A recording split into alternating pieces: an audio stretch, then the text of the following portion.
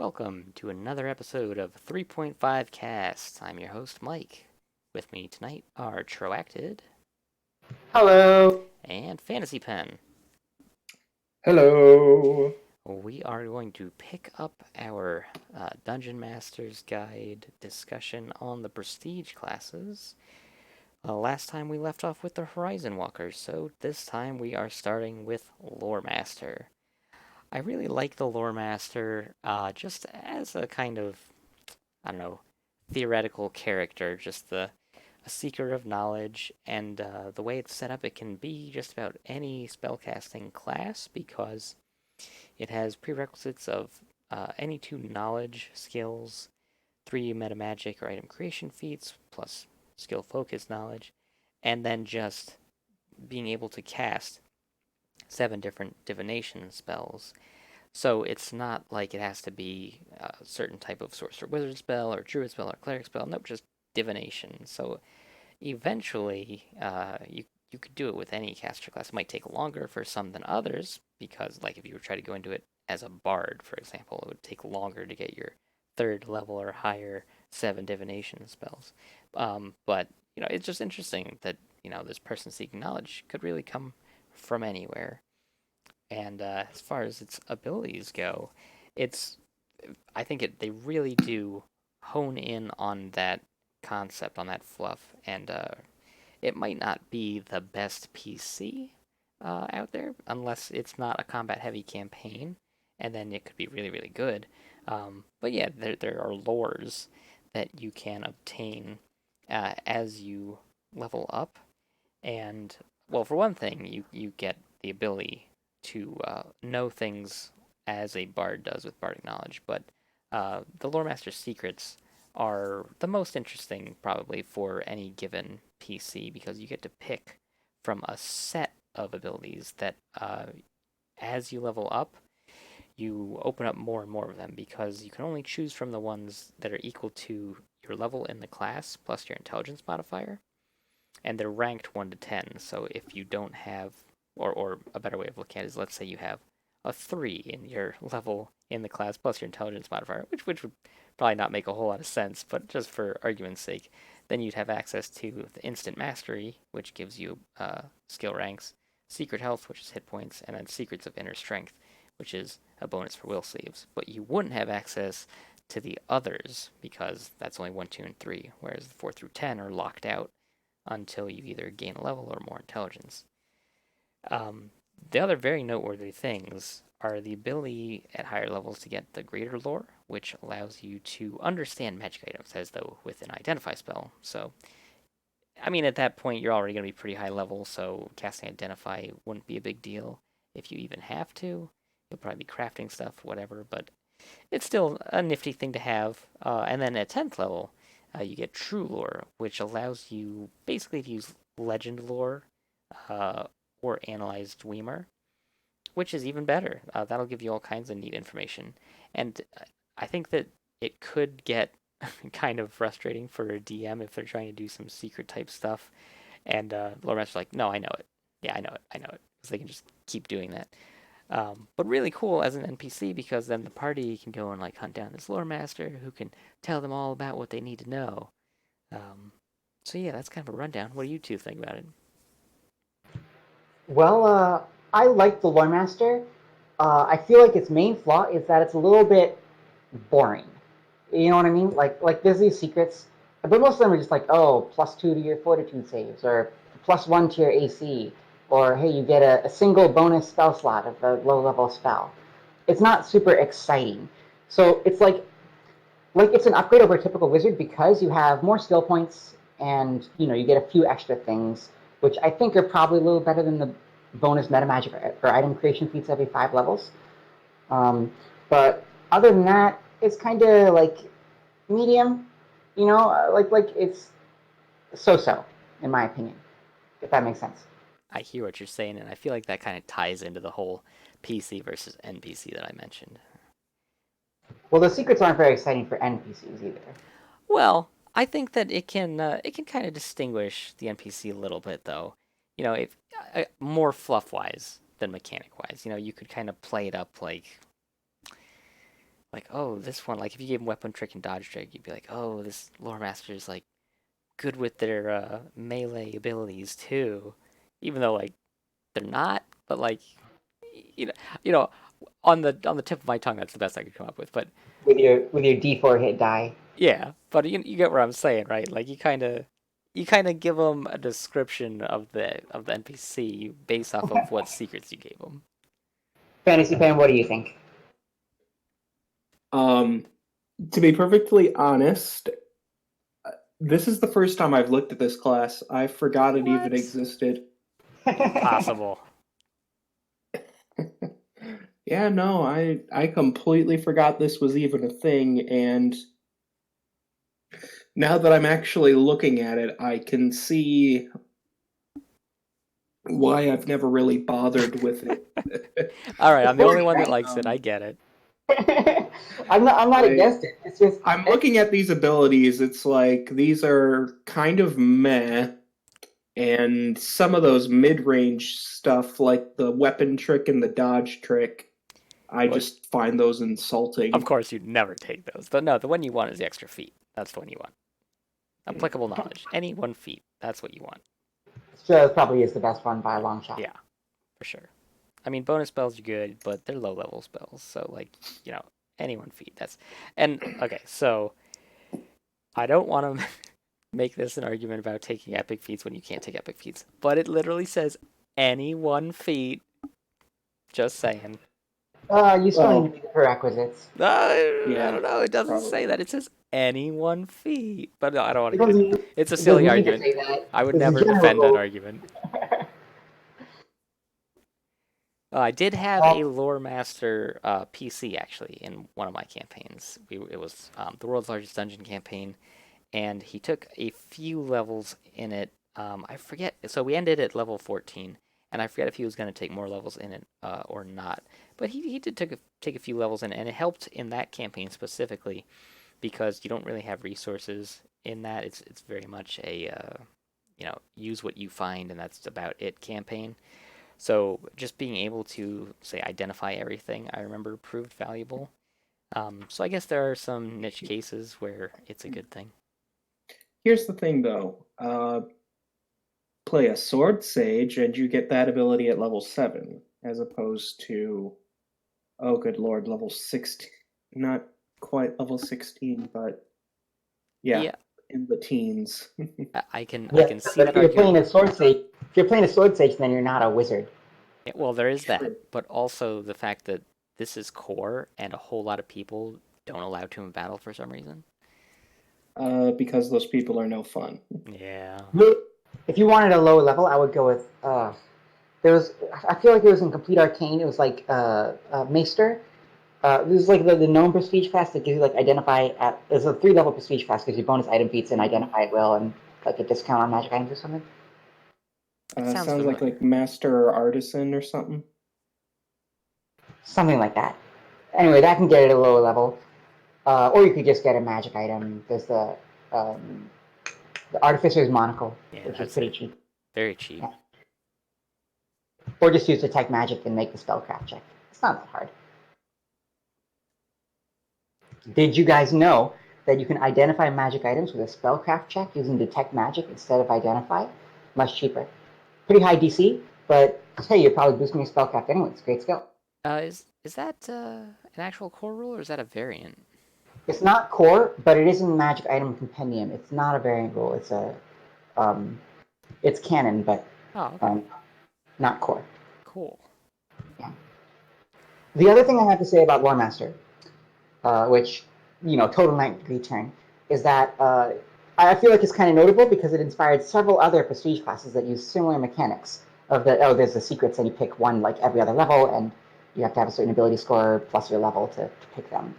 Off the top of my head, there's Primal Scholar from Secrets of Zendrick, Tainted Scholar from Heroes of Horror, and Dark Scholar from Shattered Gates of Slaughterguard. It's kind of lore master variants. Huh. I wasn't aware that others used it. I really like that system. I feel like more prestige classes should have used it.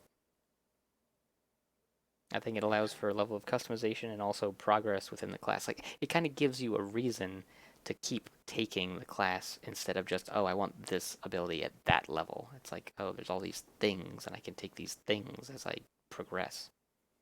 Well, if you like that mechanic, then I would suggest play Pathfinder because they really ran with it. Like Uh, every class with that mechanic in Pathfinder out. to a degree that is a bit extreme. Yeah.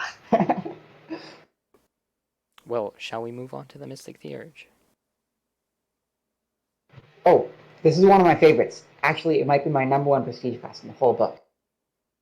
Take it Obviously, away. it's the theater.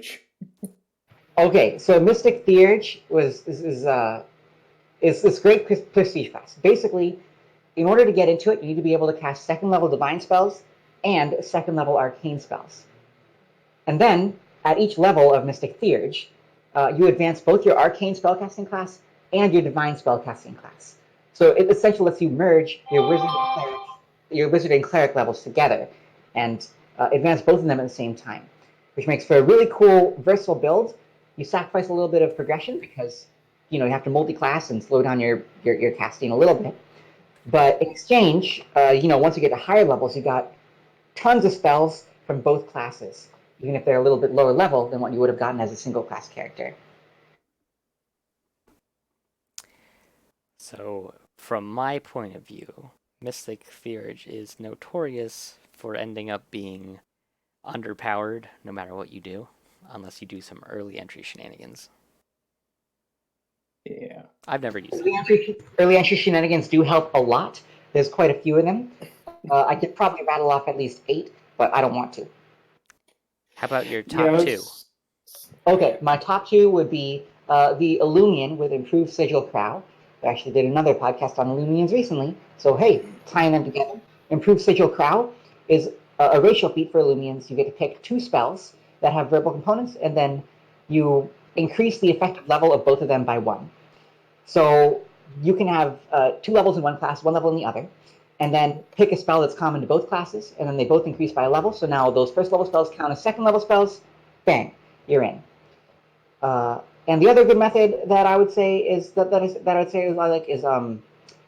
combination of versatile spellcaster, which lets you spend 2 spontaneous spell slots to cast a spell of 1 level higher, plus heightened spell, which so basically you use 2 first level slots to heighten a spell of second level in one class, and then in your other class you just take 3 levels normally, and that will let you have second level spells in both classes, so you can sort of focus on the one that you have more levels in. Fantasy Pen, what were you going to say? I was going to say, I feel like the Mystic Theurge it's either going to end up underpowered if you don't build for it quite right, or you're going to end up overpowered. There's just no in between. So I can see the underpowered, but I don't feel like it's going to be overpowered because you're still limited to, casting one spell per round. Like, I mean, okay, so you can break that later on, but like Yeah, for the most I was part, going to say there are plenty of ways around that. yeah, but for the most part, like most people, even if they do the early entry shenanigans, if they're not like trying to break it, I feel like it's still just a matter of having more versatility rather than becoming overpowered. Yes, Well, it's there certainly more there are about plenty of versatility than games power. where that extra versatility is the same thing as being overpowered. If you can tackle any one situation on your own, barring action economy, it's fundamentally no different than replacing the entire party yourself. But I mean, I'm gonna say tier one without bothering to explain that. But any tier one caster can already handle any, particular situation. So I still stand by my position that it doesn't become overpowered. Attracted? It's definitely more about breadth than depth. You go really wide with the amount of things you're able to do. You can do tons of stuff. Now, granted, a single class tier 1 spellcaster already has pretty good breadth, but Mystic Theurge just takes it up to 11. You can do everything. Personally, I feel like the early entry Mystic Theurge is severely underrated, but that the standard entry Mystic Theurge, where you have 3 levels in both classes before you start taking prestige class levels, is probably about correctly rated as not very good.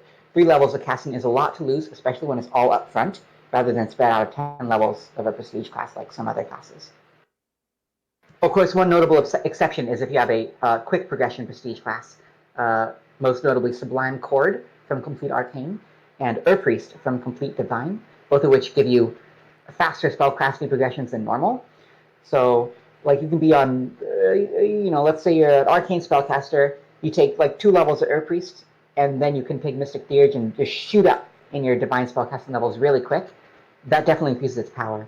Or if you're doing a Sublime Chord build with like a Bard base, you take, you know, maybe 1 level, maybe you're a cleric and you take some levels in Bard or whatever, Sublime Chord, and then Mystic Theurge, and then you advance in your Sublime Chord, you get 9th level spells in both classes really fast. That sort of thing is pretty good. Yeah, I could see using it for a fast progression class being a more optimal usage of Mystic Theurge. Oh, certainly. Yes, although the power level from that, to be fair, probably lies more with the fast progression classes than with Mystic Theurge. Yeah, that's always one thing to think about. I always tend to forget about that initially when I'm thinking about like a build. It's like, well, now is this powerful because of, what I was focusing on originally or because of what I infused it with? And yeah, in that case, I guess it's not so much the Mystic Thurge that's powerful, it's the fact that you're using a fast progression class that makes it powerful. Indeed. I really love Mystic Theurge though because it was a really original, brilliant, elegant design because it's so simple. You're just you advance both classes, but it's got this awesome gameplay that I love it, and it would later go on to inspire a ton of other similar prestige classes that merge different types of spell casting. Like there's Ultimate Magus that merges Wizard and Sorcerer, but then there's all every time they come up with a new subsystem, they're like, oh, let's do a Mystic Theurge variant for this subsystem. So in Tome of Magic, they introduced the Anima Mage and the Noctumancer. In Magic of Incarnum, they added the Soulcaster and the Sapphire Hierarch. In Tome of Battle, they had the Ruby Knight Vindicator and the Jade Phoenix Mage. All these are Mystic Theurge variants combining different classes other than Wizard and Cleric. And there's more, of course. And I love them all. It's one of my favorite character types, both to play and to DM for. Yeah, I was actually gonna say something pretty similar. As I love the other Theurge classes as well. Probably a lot more than the Mystic Theurge actually, but yeah, Anima Mage is one of my favorite. I had a player who was a Sorcerer Binder Anima Mage, and that was a pretty good character. Yeah, you can see they definitely learned something from the Mystic Theurge. They got new design technology as the edition developed, and so they were able to make more balanced, more interesting classes, but it all built off of the Mystic Theurge. This came first, it's the original, and so I give it most of the credit. Well done, Mystic Theurge. Score 1 for Wizards of the Coast. Indeed. Well, shall we move on to Red Wizard? Sure. Alright, so I'm just going to be upfront. This one is a Forgotten Realms character, class, I mean, and I've never really done any Forgotten Realms stuff, so I've never actually really looked into this with any seriousness, so I've kind of only glanced at it, so I'm just going to let you two handle this one. So it's a reprint, actually. This class originally appeared in the Forgotten Realms campaign setting in 3.0, and it was updated to 3.5 in the Dungeon Master's Guide. I believe they included it primarily to give an example of how a prestige class might be used to emphasize a certain setting-specific organization. It's kind of the quintessential organization-based prestige class, Quick right? question for you, Trax, if I could interrupt. Yeah. Do you know if it's the same as the 3.0 one, or if they changed it significantly? I don't think there were any super significant changes. Okay. I always just find it interesting to see what happened between 3.0 and the update to 3.5 with specific classes, because sometimes it's dramatically different, and other times there's little to no changes. So I don't know. I just find that amusing. Yeah, I didn't come over it in detail, but the basic class table is about the same. Okay. Anyway, most people don't think much about this class, I feel like, because it's setting specific, and it's one of the more obscure classes in the Dungeon Master's Guide because it's not in the system reference document. It's not included in the open gaming license. So if you're doing online searches or whatever, it probably won't show up in any legitimate source because they won't have the legal stuff. Red Wizards are Makes apparently a sense. proprietary thing in the Forgotten Realms. It's really strong though. Um, I mean, when I think Red Wizards of Thay, I think Circle Magic, and then I think really powerful, and that's about all I know. Is that when people start talking about high optimization stuff, they'll bring up Circle Magic to cast like ridiculously powerful spells. well, why don't I break it down? Hey, why not? So this class requires uh, 3 meta magic or item creation feats, which is pretty simple for a wizard to get. Wizards will just have that automatically by level 10, or you can, take the feats as a level up. But it also requires the tattoo focus feat, which notably can only be taken if you're specialized in a school of magic. So, as far as I know, I don't think there's any way to do that outside of being a wizard. I think you just have to be a wizard to be a red wizard, which makes sense. It's in the name, right? Okay. Um, anyway, uh, by spending those feats, you get a few abilities. The first one is enhanced specialization. Red wizards uh, are really devoted to their specialization. They actually, tattoo it on their bodies and stuff. So you have to ban an additional school. Okay, it's a significant cost, similar to Incantatrix, also from the Forgotten Realms, but didn't make it to the core Robux. Anyway, the first feature that you're going to notice is you get spell power, which is just a flat bonus to your caster level for all your spells. So at level 2, you get a +1 bonus to caster level, all spells. And that increases again at every even level. So it's basically like full advancement for your spell casting, but then 1.5 times advancement for your caster level, which is pretty sweet. Especially if you have caster level focused spells like, you know, insert any caster level focus spell here. Anyway, there's that. But then at level 5, you can be a circle leader. So this is circle magic. The way this works is that you have minions who are also able to do circle magic, either because you're high enough level that you can give other people the ability to do it without them having to take a feat, or because they took a feat to be able to do it, or because they took levels in a prestige class to be able to do it. There's various ways to gain access to circle magic, but only certain people can do it, typically. And the way it works is you have some minions, and these minions gather around in a circle, and they do some chanting, and there's like a ceremony which takes, what is it, an hour? Yeah, 1 full hour of uninterrupted concentration on the part of all participants. So you do this every day. At the start of the day, spend an hour, and everybody in the circle, except for you, casts a single spell into the circle. And then you basically absorb all that spell power. And you can use it however you choose. There's different ways to choose it.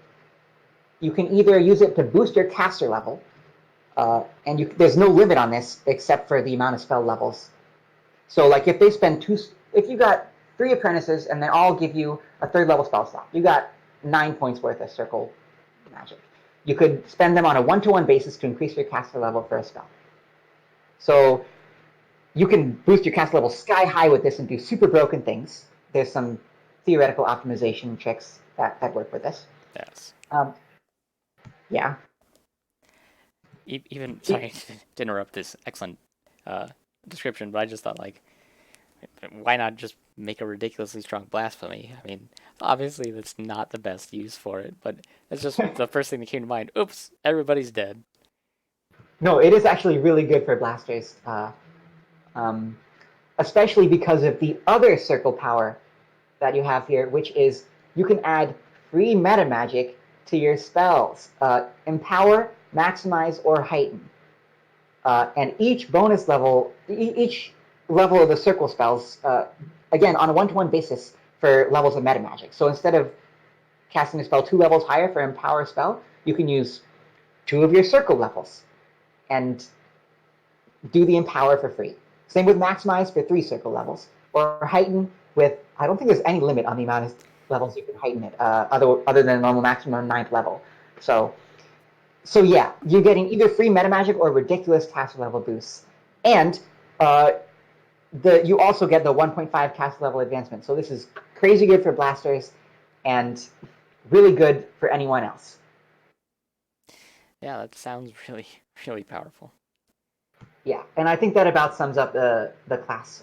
Other than, I guess I can mention that the what the tattoo focus feat actually does is it's +1 to the DC for your specialized school spells, but also +1 to their cast level when bypassing spell resistance. So it's like a better version of spell focus, except it's a regional feat. You have to be uh, a Thane wizard. I can see how this would be better for an NPC, as you were saying before we started, um, because yeah, getting all those what were they called, the disciples to help you out there, probably Yeah, more the difficult for trick a is PC than NPC. the trick is getting the minions. So if you can swing that, you're in business. Do you have anything to add, Fantasy Ben? Uh, Not really.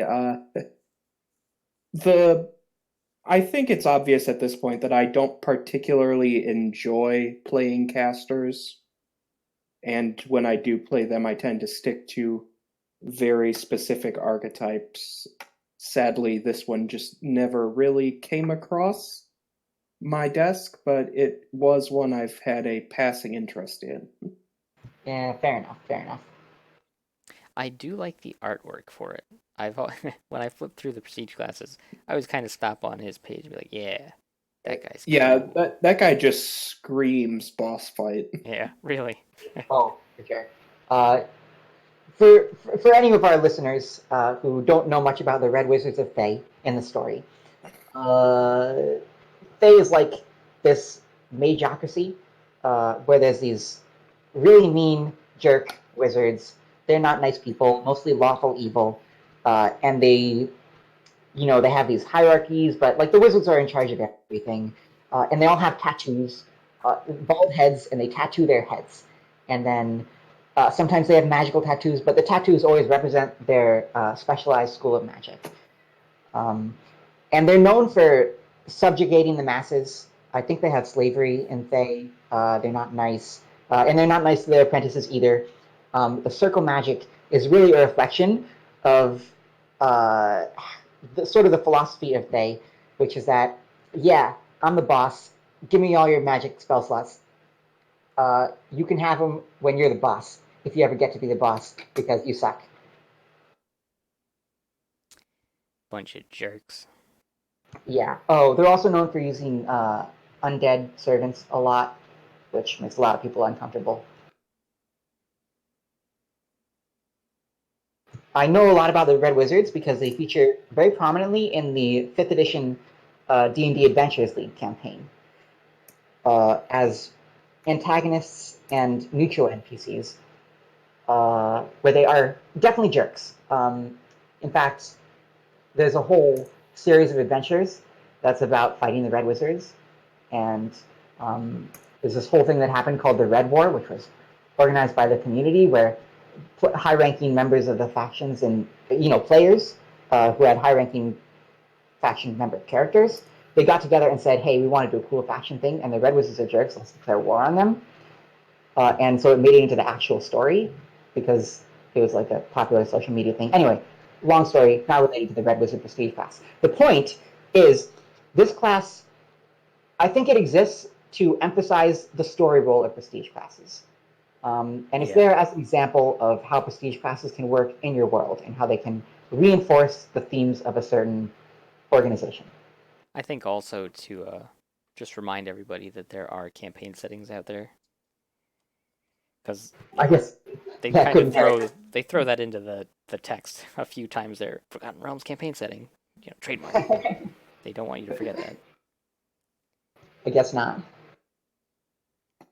The last thing that I'll have to say is that it seems like a really bad idea to start a war against a faction of casters in Forgotten Realms. That just sounds like disaster waiting to happen. Oh, it was absolutely a disaster. They blew up a whole city. Uh, everybody died. It was horrible. It did not go well at all. Yeah, We got our butts kicked. that sounds like what I expected. Well, shall we all move on to Shadow Dancer? Please. All right, Fantasy Pen, you sound like you have something to say. You want to start us off with Shadow Dancer? For this one, Uh, in your wheelhouse. oh boy. You know what? Sure. The Shadow Dancer, as its name implies, is something of a stealth-oriented character, but it's not necessarily a direct rogue continuation.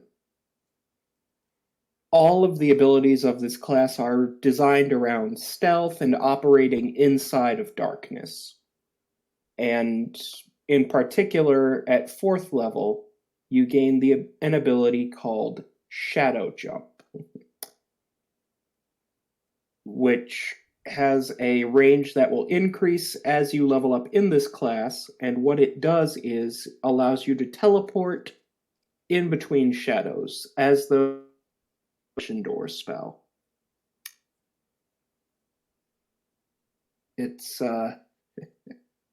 It's not exactly a powerful class, but it's got quite a bit of flavor to it.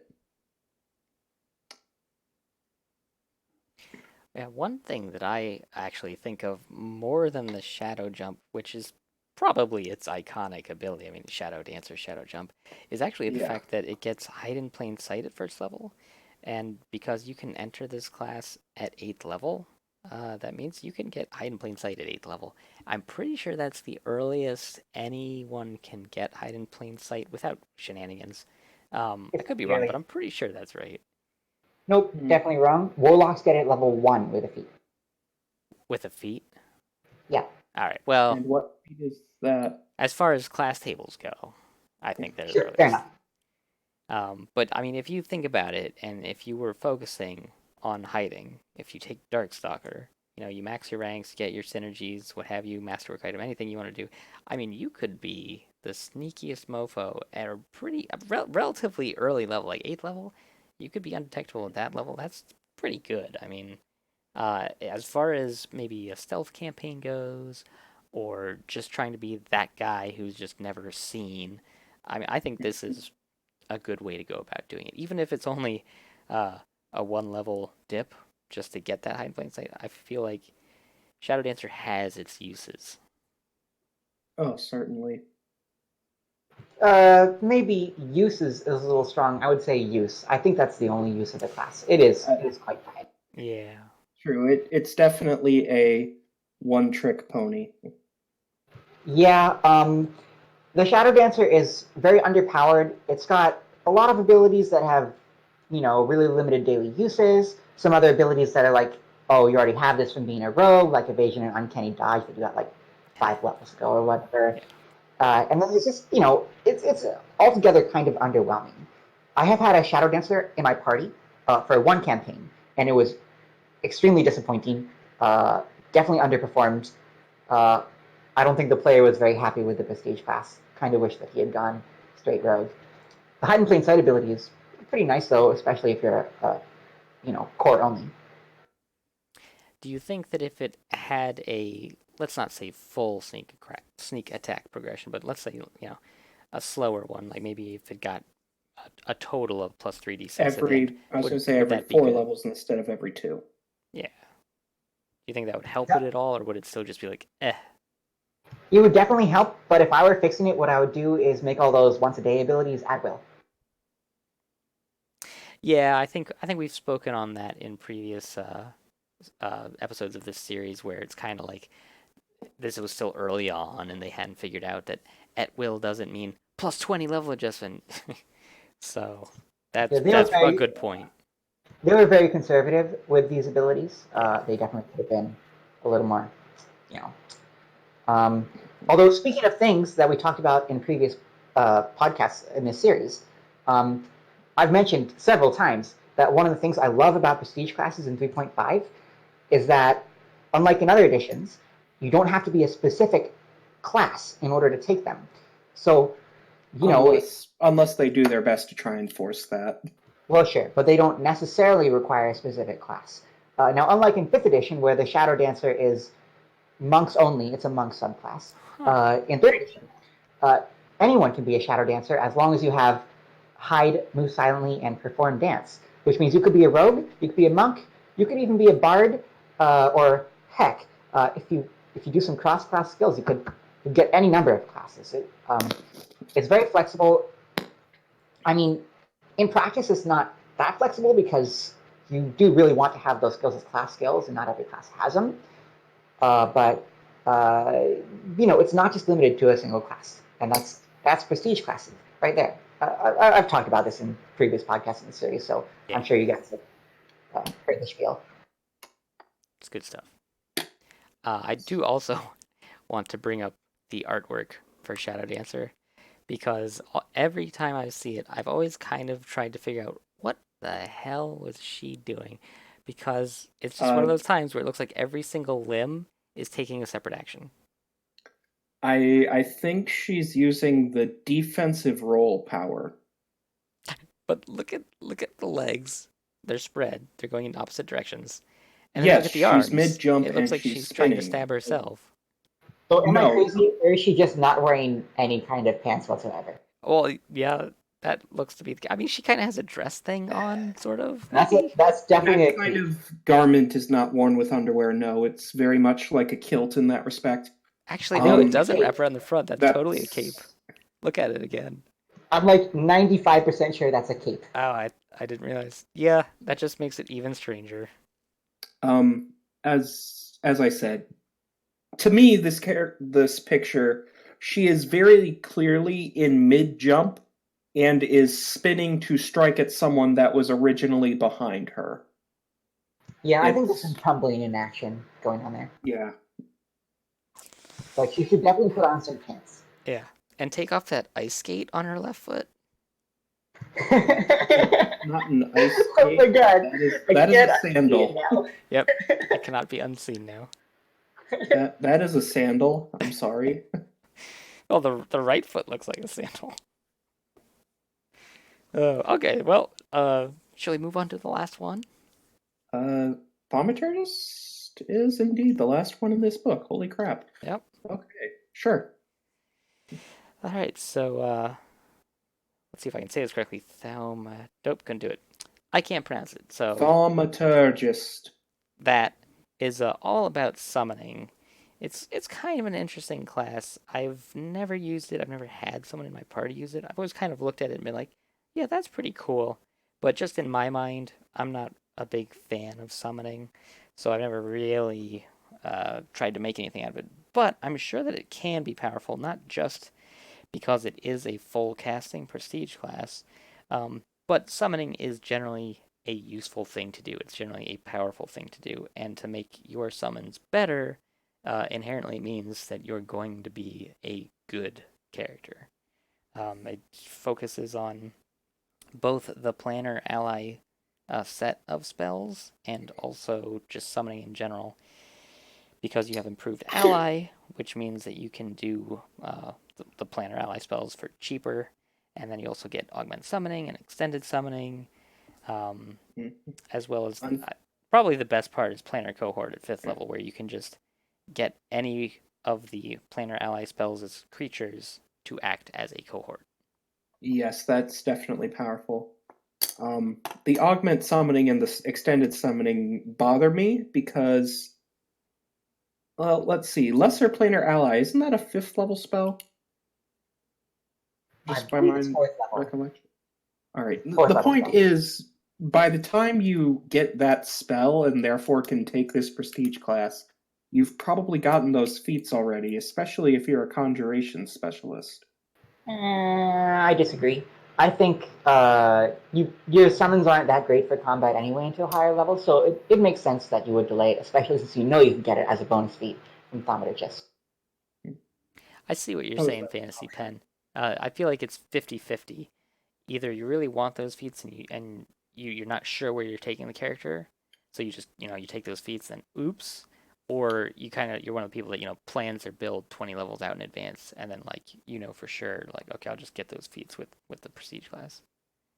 Well, here's the thing. Here's my thing about this prestige class. Is I think it is severely underrated, and I would actually put it as the second most powerful prestige class in core after the Red Wizard. Um, and that's because the requirements are super easy. All you need is a single feat and to be a cleric, right? Okay, but then I feel like a lot of people don't realize that you just get to use all your summon spells as a free action. Like not even quickening them, they don't even take any action at all. this contingent conjuration. You can cast your summoning spells as contingencies. So that means you can activate them whenever you want by just basically thinking it. It's ridiculous, actually. That is action economy right there. Yeah, I mean, that's good stuff. The problem And is, does your contingency cost experience in order to activate, or am I thinking of the feat? no, it's just you just cast the spell normally. So the normal requirements of a summon monster spell. Not even summon monster. It could be any summoning spell. Summon nature's ally. In core, of course, only the cleric can qualify for this class because I don't think anybody else gets planar ally. But No, and that's very frustrating. Although once you get into more books, though, there's ways for other classes to get it. Mm-hmm. Anyway, basically, once per encounter, right? Because you can only have one contingent spell at a time. You just, I'll set my contingency to go off whenever I say the word, hey, summon, get in there. And then you can do that as a free action even during someone else's turn, even if you're flat-footed. Then you just summon shows up and immediately acts and does whatever you want. It works with calling spells too, although that's a little tricky because often those require you to negotiate with the creature, which is hard to do in the middle of combat, so you don't necessarily get the same action economy bonuses. But it's still extremely powerful. Anything gives you free meta magic, and this is better than free meta magic because it's like quicken, but like as a contingency. Anyway, super powerful action economy, and it only costs you a single feat, so it's huge for the cost. Well, and 4 levels, right? Well, yeah, but this is core. What else are you taking? Yeah, well, just saying. Oh There's no, technically opportunity cost there of 4 you don't levels, get to but progress your turn undead. Oh no. But for real, though, this is super strong. yeah, it's stronger than I originally thought, and I already thought that it was good. So And that's not even considering the planar cohort, which, by the way, is really hard to use. It uses the creature's effective character level, and do you know how many outsiders don't even have a level adjustment, so they're not eligible as cohorts? There's probably 4 or 5 monsters in the whole monster manual that it works with, or something like that. It's eh, surprisingly difficult to control. probably wouldn't be too hard to get your DM to work with you on that, though. Yeah, typically you're probably just going to end up with something like a Lantern Archon or an Imp or whatever. Low level. To be fair, I technically can't you just put can't you just slap half celestial on some random creature to get it? I mean, sure, I guess it does expand your options a significant amount. Problem is this +4 level adjustment, so you're getting way below rate if you do that. True. Frustrate, yeah. Half celestial is good, but it's not quite LA +4. Level adjustment, that sounds like another episode. Oh. Yes. I actually think Half Celestials is also underrated, but not by very much. But that's off topic. Well, that covers all of the prestige classes in the DMG. It brings our little series to a conclusion here. Unless you consider that perhaps we'll be doing prestige classes in other books, Oh, depending well, on whether you feel of course. Obviously. Yeah. Hundreds of them. Yeah, I don't think we're going to need to make it a specialized series like we did with this one. I am sad and disgusted at the lack of proper fighting type upgrades that were in this one. That is a really good point, actually. Even decent ones. All the good ones are for casters. Yeah, all the fighting upgrades are very casting based. There's Arcane Archer, which is good but only for casters. There's Arcane Trickster, which is good but only for casters. There's Blackguard, which turns you into a caster. Assassin, same thing. Dragon Disciple, which requires you to be a caster even if it's only a little. And Eldritch Knight, which requires you to be a caster. The only one that's And Eldritch Knight isn't even really a good one, at least in my opinion. So the only real one is Horizon Walker, which is I was thinking fine, Horizon Walker. not very much. It just goes to show that Wizards of the Coast really hates marshals, and that makes me sad. So, favorite prestige class in this book? Hmm. It's funny you say that because Mystic Theurge. even after looking at all of them, I still like Dragon Disciple, even though it's, it is what it is, as we went over it previously. In my heart of hearts, I really like the Dragon Disciple. I'll never use it, mind you. I'll never use it, but for some reason, still probably my favorite. And then Arcane Archer, same boat, second favorite probably. But then as far Yeah. as actually going to use prestige classes, probably Archmage. I do like Archmage. For me, as previously mentioned, it's the Mystic Theurge. Um, I don't think it's that close. I mean, I like Arcane Trickster, but it's way too difficult to work with. And then I like Thaumaturgist, but it's not very exciting to me. And so, yeah, Mystic Theurge, my favorite design and my favorite to play. Fantasy Pen, did you also say Mystic Theurge? Yes, because it's the only one of these that I've really ever considered using. Oh, all right. Least favorite prestige class in the book? Eldritch Knight, Archmage. I think Dwarven Defender, just because it fails so hard at doing what it's supposed to do. Uh, I have to say Duelist because it fails even harder at what it's supposed to I do, mean, and I it, was it I was just thinking offends me. Duelist, but I think that okay, so Duelist fails hard, and we totally went into that. But I think that I mean Dwarven Defender is even more of a trap because on its face it sounds good and it looks good, whereas I think that the Duelist doesn't even really look good. Like you start like pretty quickly you can realize like wait a minute, like what I said in the last cast, how in the fluff they're supposed to be taking advantage of not getting hit, and then they don't wear armor. Like, you know, yeah. get your stuff together there, man. Like you can see it right away. But with Dwarven Defender, it kind of looks like okay, you're getting damage reduction over time. It's typeless. You get more stances, so you can keep doing your shtick, whatever. But you don't do anything. So I don't know, that's me. That's fair. I can see that argument. I think they're at least very close, if nothing else. Yeah, definitely both flaming piles of garbage.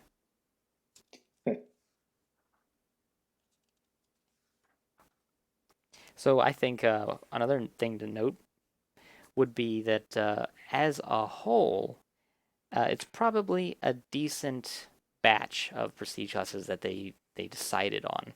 They've got, If you play a caster.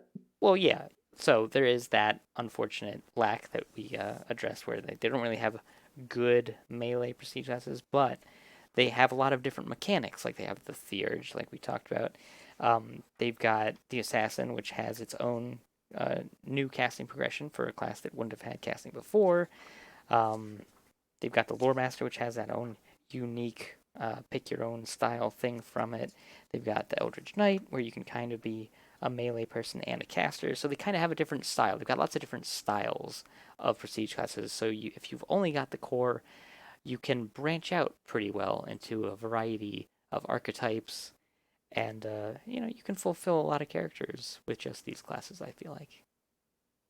Yeah, I think it's nicely representative of prestige classes that came out after it. You can tell that people took a lot of inspiration from it when they were designing the classes in the other books. So this is kind of, where we started from.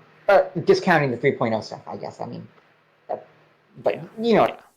So I hope that you all enjoyed our series here on the Dungeon Master's Guide Prestige classes. With me tonight were Tracted goodbye. and Fantasy Pen. Good night and good luck. Until next time.